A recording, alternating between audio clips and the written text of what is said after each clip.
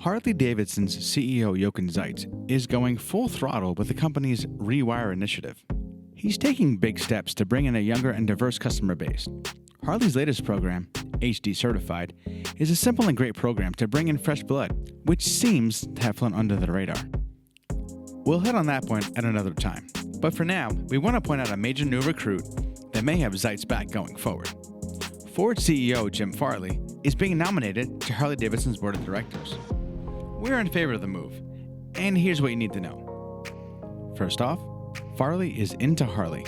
For the record, I don't feel any better about that rhyme than you felt hearing it. I feel dirty. Either way, he has shown off multiple vintage Harleys in the past and is a big race fan. He's also looking to innovate and broaden Ford's reach in a very similar way to Harley-Davidson.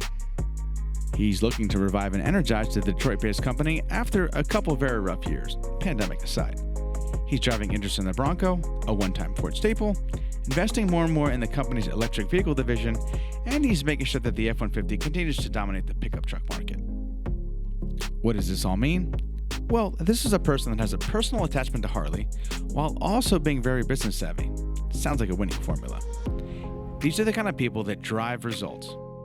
There's also a lot of similarities going on between these two American manufacturing icons. And let's not forget, they've teamed up on products before. We think that Harley's addition of Farley, may bring new ideas for research and development, help avoid wasteful spending, and or just be generally more efficient, and probably reach a new audience, which should always be on the to-do list, regardless of how good things may or may not be going. Now, we're not suggesting that these two companies should or will merge, but it looks like they'll be able to help each other out if Farley gets a seat at the board table. So, what are your thoughts? Can Farley help out in any meaningful way? Do you expect more of a Harley-Davidson Ford team-up? Let us know in the comments below.